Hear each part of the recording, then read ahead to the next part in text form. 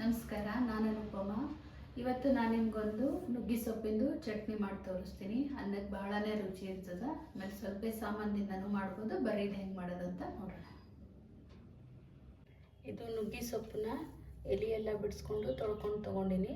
ಅದಕ್ಕೆ ಇವಾಗ 4ರಿಂದ 5 ಹಣ್ಣುಮೆಣಸಿಕಾಯಿ, ಆಮೇಲೆ 1.5 ಟೇಬಲ್ ಸ್ಪೂನಷ್ಟು ಕಡಲೆಬೇಳೆ, ಆಮೇಲೆ ಉದ್ದಿನಬೇಳೆ ಅದು 1.5 ಟೇಬಲ್ ಸ್ಪೂನು, 1 ಟೇಬಲ್ ಸ್ಪೂನಷ್ಟು ಧನಿಯಾ, 1/4 ಟೇಬಲ್ ಸ್ಪೂನಷ್ಟು ಜೀರಿಗೆ, ಆಮೇಲೆ ಕೊತ್ತಂಬರಿ ಸೊಪ್ಪು, 1 ಸಣ್ಣ ಉಳ್ಳಾಗಡ್ಡಿ, ಈರುಳ್ಳಿ, ಆಮೇಲೆ 1 ಸಣ್ಣದು ಟೊಮ್ಯಾಟೊ.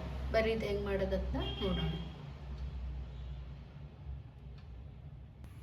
ಇವಾಗ ಸ್ವಲ್ಪ ಎಣ್ಣೆ ಹಾಕ್ಕೊಳ್ತೀನಿ.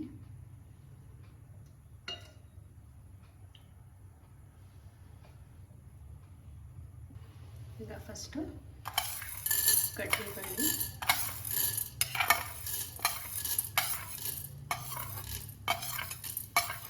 ಉದ್ದಿನಬೇಳೆ ಎರಡನ್ನ ಸ್ವಲ್ಪ ಕಲರ್ ಚೇಂಜ್ ಆಗೋವರೆಗೆ ಎಣ್ಣೆಯೊಳಗೆ ಫ್ರೈ ಮಾಡ್ತೀನಿ.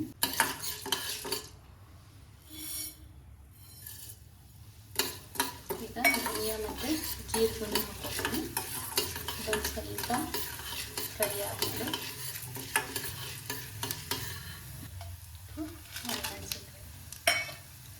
ನೀವು ಬೇಕು ಅಂದರೆ ಬೆಳ್ಳುಳ್ಳಿನೂ ಹಾಕ್ಕೋಬೋದು. ಇವಾಗ ಫಸ್ಟು ಉಳ್ಳಾಗಡ್ಡಿ ಹಾಕ್ಕೊಳ್ತೀನಿ. ಇದನ್ನು ಸಣ್ಣದು ಉಳ್ಳಾಗಡ್ಡಿ ತೊಗೊಂಡಿದ್ದೀನಿ.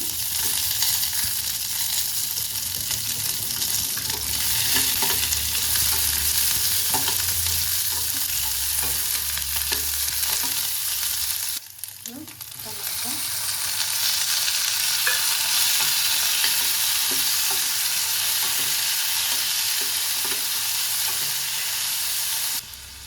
ಇದು ನುಗ್ಗಿ ಸೊಪ್ಪು,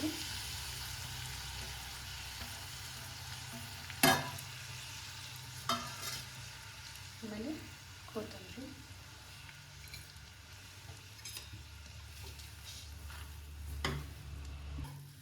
ಇದನ್ನೆಲ್ಲ ಮಿಕ್ಸ್ ಮಾಡಿ ಸೊಪ್ಪೆಲ್ಲ ಬೇಯಬೇಕು. ಅಲ್ಲಿವರೆಗೆ ಲೋ ಫ್ಲೇಮಲ್ಲಿ ಇಟ್ಟಿನಿ.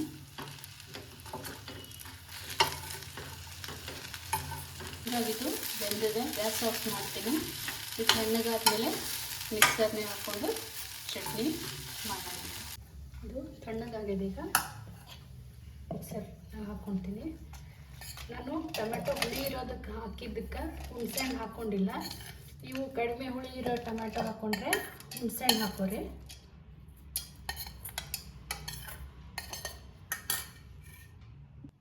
ರುಚಿಗೆ ತಕ್ಕಷ್ಟು ಉಪ್ಪು. ಇದನ್ನು ನೀರು ಹಾಕ್ದೇ ಹಾಗೆ ಗ್ರೈಂಡ್ ಮಾಡಬೇಕು. ಇದು ಇಷ್ಟ ಆಗಿದೆ. ಈಗ ಒಂದ್ಸರಿ ಮಿಕ್ಸ್ ಮಾಡಿಕೊಂಡು ಮತ್ತೆ ಗ್ರೈಂಡ್ ಮಾಡ್ಕೊತೀನಿ. ಆದಷ್ಟು ನೀರು ಹಾಕಬಾರ್ದು.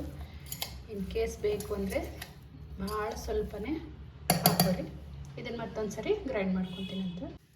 ಇದು ಇಷ್ಟೊಂದು ಸಣ್ಣ ಮಾಡೀನಿ. ನಾನೊಂದು 2 ಟೇಬಲ್ ಸ್ಪೂನಷ್ಟು ನೀರು ಹಾಕ್ಕೊಂಡೆ. ಯಾಕಂದರೆ ಅದು ಸ್ವಲ್ಪ ಸಣ್ಣ ಆಗೋಲ್ತಂತ. ಜಾಸ್ತಿ ಏನು ಹಾಕೋಬೇಡ್ರಿ, ಕರೆಕ್ಟ್ ಅದ ಕನ್ಸಿಸ್ಟೆನ್ಸಿ.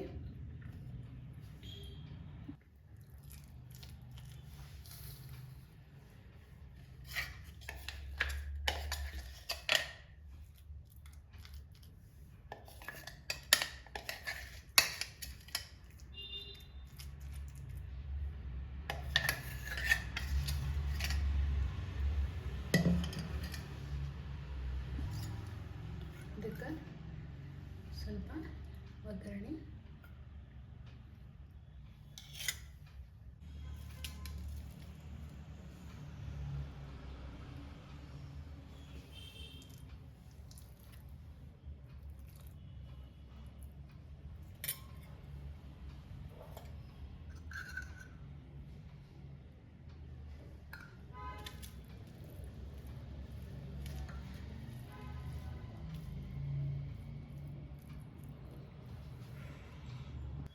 ನೋಡಿದ್ರಲ್ಲ ಎಷ್ಟು ಸುಲಭವಾಗಿ ಇದನ್ನು ಮಾಡ್ಬೋದಂತ. ಎಲ್ಲರೂ ಇದನ್ನೊಂದ್ಸರಿ ಟ್ರೈ ಮಾಡಿರಿ. ಹೆಂಗಾಗಿದೆ ಅಂತ ಕಮೆಂಟ್ ಒಳಗೆ ತಿಳಿಸ್ರಿ. ಮತ್ತೊಂದು ವಿಡಿಯೋ ಜೊತೆಗೆ ಮತ್ತೆ ಬರ್ತೀನಿ. ನಮಸ್ಕಾರ.